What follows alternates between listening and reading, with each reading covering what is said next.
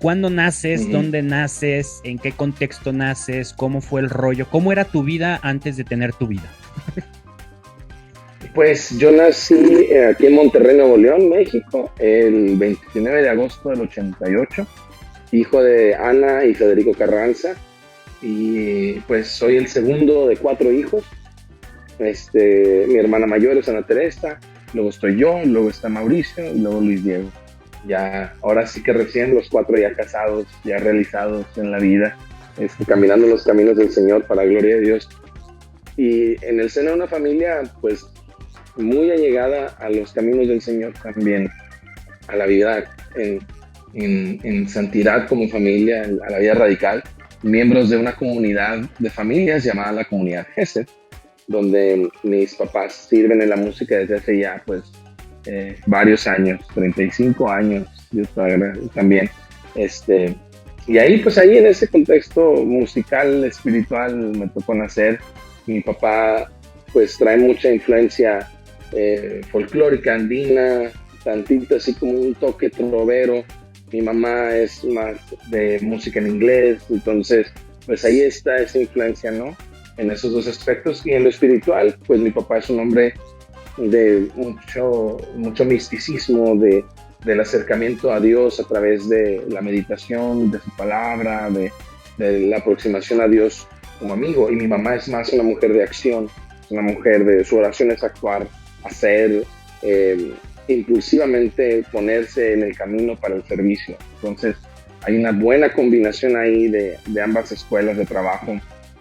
Y yo le doy gracias a Dios de verdad de poder crecer en el seno de una familia tan allegada al Señor. Y naturalmente, ¿verdad? Como en todo, pues hay una etapa en la que lo abrazo ciegamente, porque pues eres niño y de verdad lo crees con una fe de niño, que qué fácil es creer con una fe de niño. Sí. Pero pues ya en la adolescencia ahora sí que llegan las rebeldías, eso, pero la verdad es que por más que me alejaba del Señor, en cierto modo siento que nunca me salí de su casa.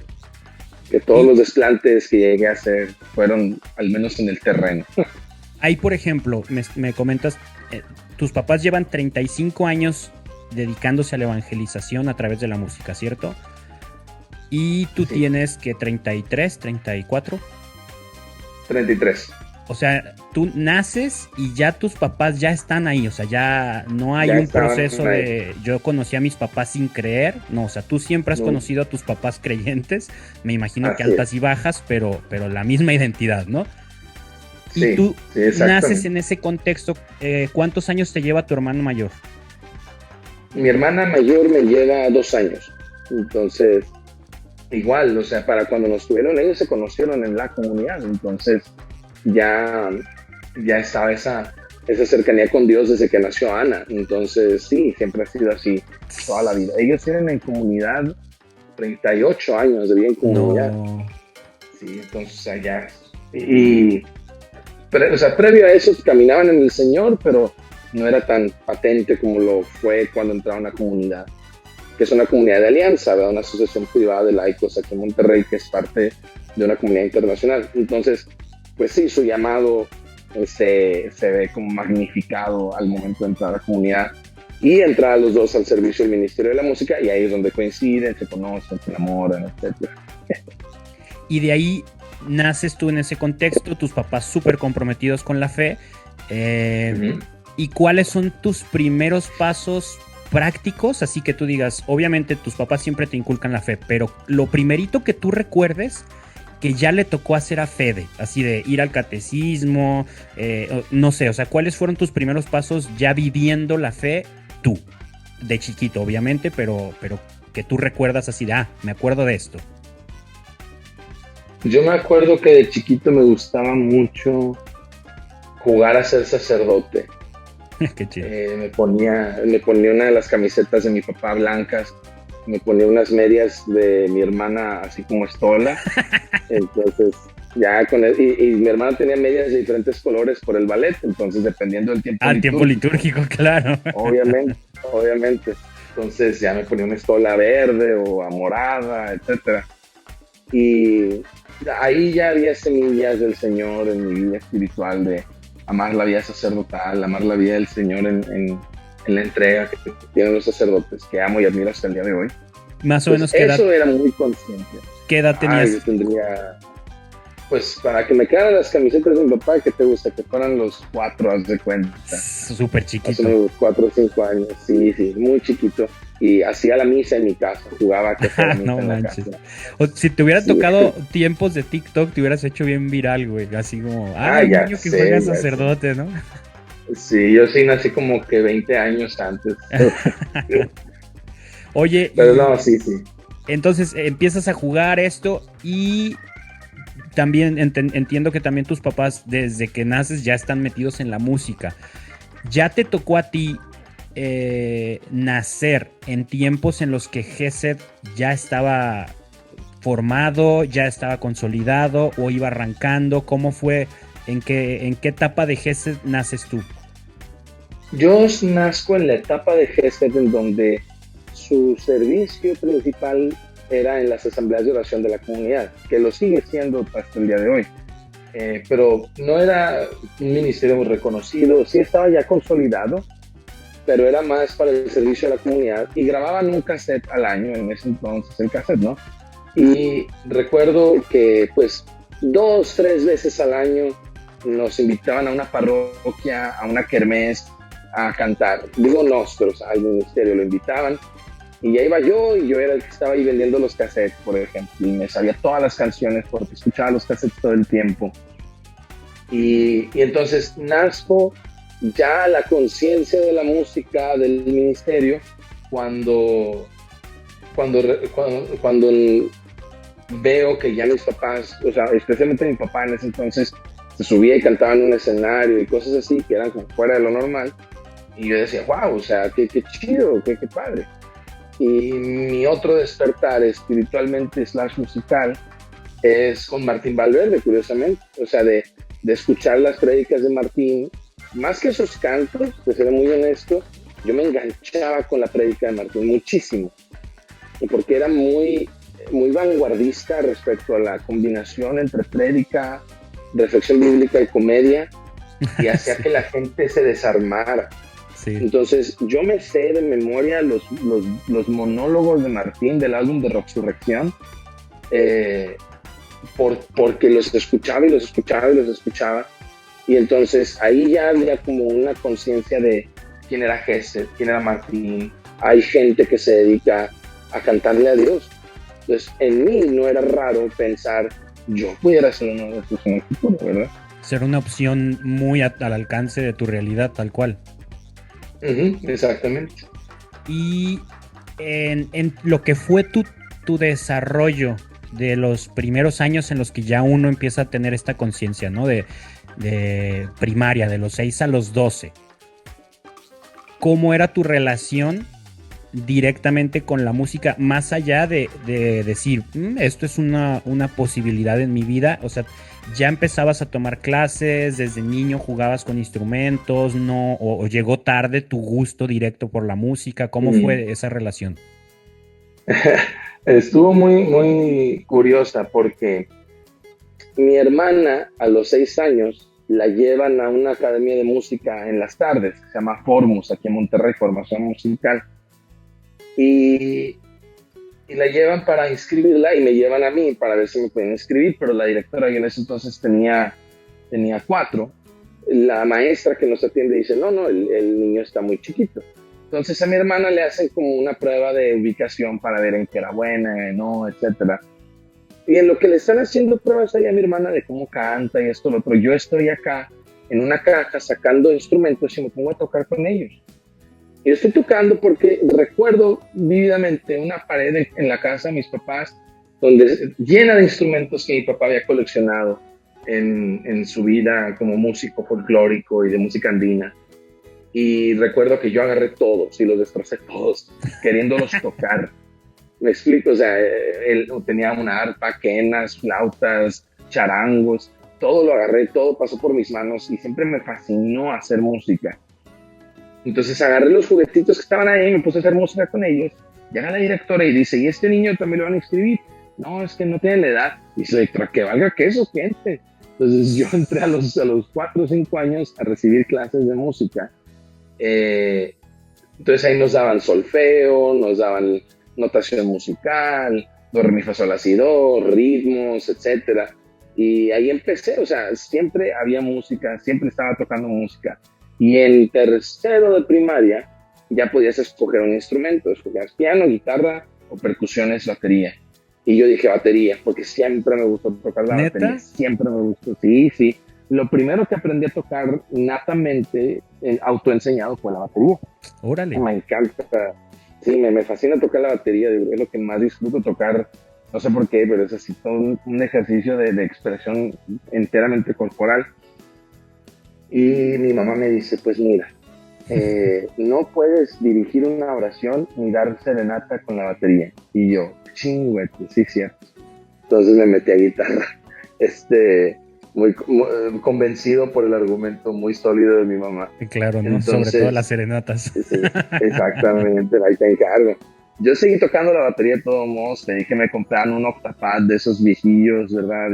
Y lo usaba y tocaba y lo destrozaba y me tenía que comprar otro. Y yo era feliz poniendo cassettes en mis audífonos y tocando aparte para yo tocar las baterías de las canciones que salían. Esos octapads, pues, no venían con pedales, tú tenías que comprarlos aparte, entonces yo no tenía pedales. No fue hasta los 10, 11 años que alguien me dijo que existía el bombo, ¿verdad? Y yo dije, wow, todo este tiempo jamás pensé. Entonces, en las clases de canto de la escuela, pues ahí daban música y me encantaba cantar y tratar de figurar, porque para mí empezaba a combinar mi gusto por la música con mi gusto por la atención de la gente. Yo creo que si en algo viajaron juntas, si en algo viajaron juntos, pues fue el gusto por la música y la necesidad de atención. No se debe a que mis papás no me hayan puesto atención, no sé qué fuera, sino, no sé, algún trauma yo de tener de niño que pues ya Dios ha sanado, que tenía mucho que ver con, si hago esto, la gente me va a voltear a ver. Entonces mi relación con la música se empezó a hacer funcional.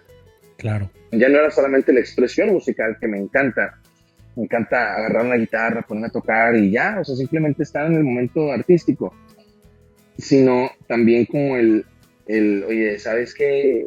Si hago esto, van a voltear a verme. Y para mí eso era importante. Entonces, ya para los 12, pues ya tocaba la guitarra, ya cantaba también, estaba aprendiendo apenas a cantar y tocar al mismo tiempo.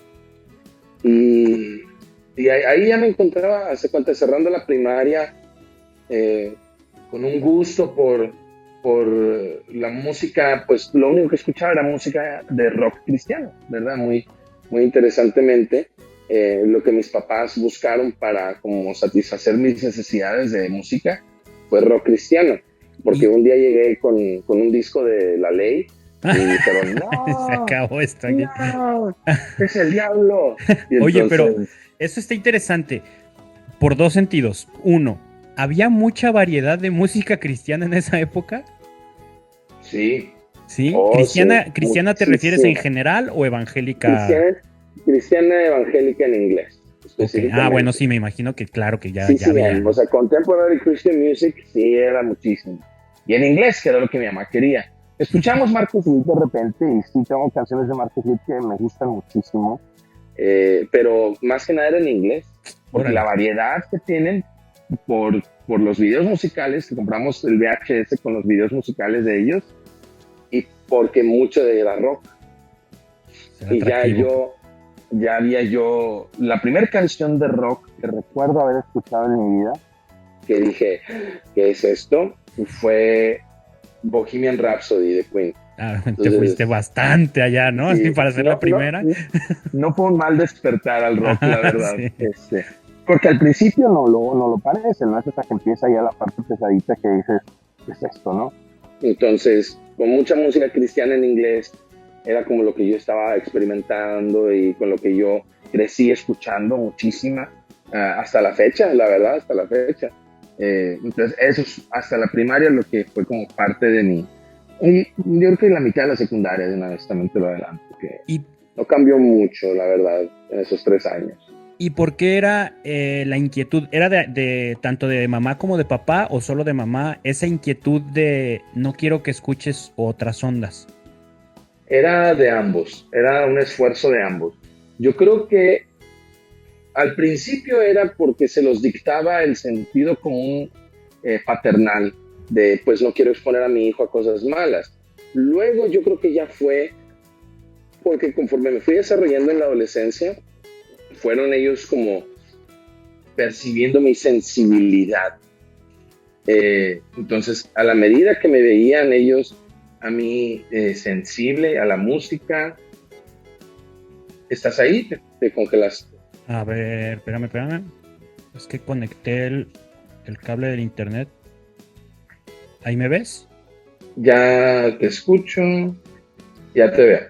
Seguimos bien. Creo que ya volví. Va. Sí, así como que fue el internet tantito. Sí, ya. Ok, vuelvo a empezar con la respuesta. Ajá. Que la iniciativa era de ambos respecto a cuidar lo que yo escuchaba o censurar lo que yo escuchaba. Al principio, como por la prudencia paternal de no exponerme a música innecesariamente, porque pues en ese entonces andaba muy de moda que los chavos escucharan Molotov, por ejemplo. Y pues no, o sea, claro. Para mis papás, pues no era óptimo, no era correcto. Y me despertaba cierta curiosidad, pero más que nada por las letras, y ya que las escuchaba bien, era como que no. Ni al caso. No lo escuchaba musicalmente, no tenía esa percepción todavía. Pero más adelante creo que su afán de protegerme era por mi sensibilidad artística. Yo creo que ellos percibieron en mí como a este chavo le pega la música que escucha, entonces pues mejor cuidemos lo que escucha, ¿no? O sea, seamos prudentes con a qué lo exponemos, qué es lo que conoce. Y les reconozco mucho el esfuerzo que hicieron por llenar la casa y a la familia de música sana, de música buena. La verdad es que sí, lo lograron por varios años. Entonces, digo, no había por internet. Varios años. No había internet en ese entonces, la verdad. Entonces, digo, claro, había un filtro muy bueno, ¿no? Sí, exacto. O sea, sí fue difícil, no tanto porque no había internet, no había manera de encontrar otra cosa, pero sí lo hicieron con mucho esfuerzo. Me llevaron a conciertos de artistas cristianos, o sea, la verdad es que sí hicieron su parte de una manera muy heroica. Ya luego pues fue inevitable que se filtrara todo lo demás que sucedió, pero bueno, así es la vida. Oye, ¿y cuál fue la primera canción que te aprendiste a tocar y a cantar al mismo tiempo? Así que dijeras, con esta quiero empezar, ¿cuál fue? Viva Cristo Rey. La que ustedes cantan en Gesed. La de Gesed, sí. Era como una tradición en los chavos de la comunidad de mi edad, y si estabas aprendiendo a tocar guitarra tenías que poder tocar Viva Cristo Rey y cantarla al mismo tiempo para decir que ya podías. Era como la prueba de fuego porque estaba bien rápida. Entonces tenías que hacer los cambios de acorde con destreza, ¿verdad? Y ser bueno para hacerlo, y entonces estaba así como que chida Era el reto. Y sí, hasta la fecha la toco y es como que, aquí está la primera. Fíjate que ahora que ya hace meses, que fuimos al campamento de Back to Basics que organizaron los de Tómatelo a la ligera, estábamos en la fogatita y le dice Urquidi a tu carnal, ¿no? A Luis Diego, a ver, aviéntate una, ¿no? Y empezaron a pedir obviamente los hits de Gesed y todo eso, y le piden la de Viva Cristo Rey, y Luis Diego dice, ¿sabes qué? Esa canción la disfruto como escuchándola, pero tocándola ya estoy bien enfadado, o sea, porque como que llevo años y años y que es la que diario piden, y nos dio risa así como que a poco sí te llegas a enfadar de una, ¿no? Y pues la tocó y todo el mundo cantándola como himno y todo, ¿no? Pero claro. ¿A ti no te pasa? O sea, ese tipo de ondas, a lo mejor no con esa, pero porque ustedes traen un rapper que no manches, pues medio mundo conoce y que, es el de Gesed, canta esto, canta aquello, ¿no? Sí, hay canciones que sí llegan un poquito como a rozar el espacio de la... pudiéramos cantar otra cosa. Por ejemplo... el Wonderwall católico, ¿no? Es el Wonderwall católico, ¿verdad? Por ejemplo, cuando nos piden o Israel o Estoy a la puerta y llamo, yo debo también como ponerme en la perspectiva de quienes no la han escuchado nunca y probablemente están ahí por primera vez. Claro. Pero ya yo veo a mi papá, que es el que compuso Estoy a la puerta y llamo, que la sigue cantando con un amor y una unción digo, bueno, pues vamos a hacer el esfuerzo, no pasa nada, no me voy a morir. Pero sí llega como ese punto de, pudiendo tocar otra cosa, no sé, pudiéramos variarle. Pero también por algo la gente las conoce, por algo la gente las pide. Es curioso comparar, no es lo mismo Wonderwall o Mujeres de Arjona o cualquier canción popular que siempre le piden a un grupo que siempre tiene que tocar con algo católico o cristiano, porque tiene que ver más con la experiencia de testimonio de la gente con ese canto. O sea, lo mismo le ha pasado a Martín con Nadie te ama como yo. Y sin embargo, no es porque la canción esté súper chida y te la bañaste con el contrapunto y el arreglo melódico y el aquello del otro. Pues muchos de los mejores cantos que se le reconoce a los músicos católicos son inspirados.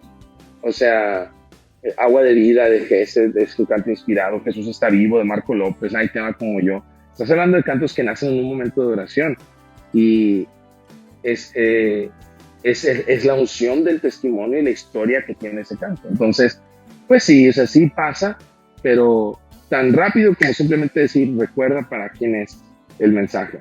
Y ya, pasas a otro plano donde ya.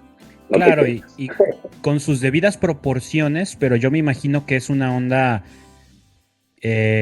pues como lo perdurable que es la palabra de Dios, ¿no? O sea, ya me imagino a San Pablo de ya no me pidan que predique eso, o sea, ya lo dije 1000 veces, ahí está la grabación, ahí está el libro ya escrito. Ahí está, ¿no? la paz, sí. O sea, si son cantos inspirados. Un solo cuerpo, ajá, exactamente, ¿no? Sí, ¿no? O sea, si son cantos inspirados es porque Dios le quiere decir algo a un montón de gente y no así como que solo los de los 90, solo los de los 2000, no, o sea, quien escuche esa canción tiene algo que escuchar y pues mientras estés vivo tienes que compartirlo, ¿no? O sea, fue un regalo que hay que compartir. Sí, totalmente de acuerdo. Y ya que la canción te trascienda a ti, pues ya, chamba lograda.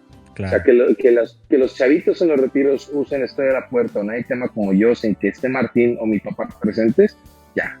Ya es ganancia. Misión cumplida. Sí. Exactamente, ¿no?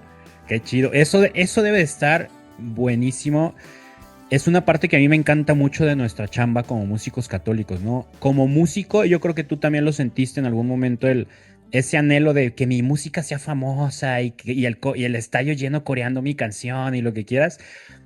Pero volvemos a lo mismo, ¿no? Lo que ya comentabas de esa magnitud que alcanza una canción secular, yo creo que llega a un tope, ¿no? O sea, bueno, sí, hace sentir bien a la gente, de seguro eres parte del soundtrack de la vida de un montón de personas y te escuchan tu canción y se siente bien chido, pero nosotros tenemos ese plusecito extra de no nomás hace sentir, ¿no? O sea, estás haciendo...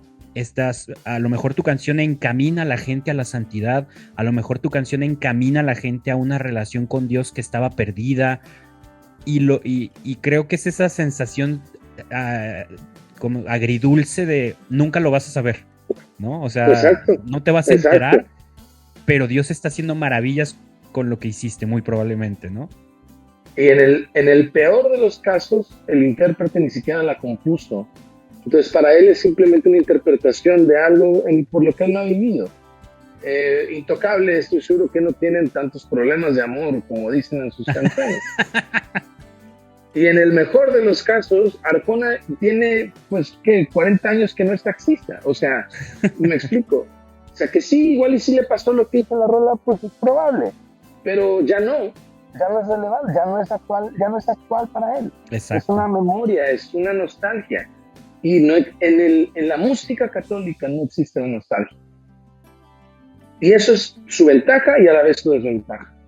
De que no podemos apelar a la nostalgia, no podemos apelar a, ay, ¿te acuerdas cuando eras un pecador? Vamos a recordar esos tiempos. Sí, claro que no. ¿Quién fregados quiere acordarse de eso? Me explico. Cristo es hoy, Cristo es ahorita. Entonces, por eso trasciende más respecto a la generacionalidad de la que hablas, ¿verdad? A los 2000, a los 90, a los millennials, pues les pones canciones que siguen siendo parte de una experiencia donde Jesús sigue diciendo que nadie te ama como yo. Jesús sigue diciendo estoy a la puerta y llamo. Y eso es lo que trasciende. Claro.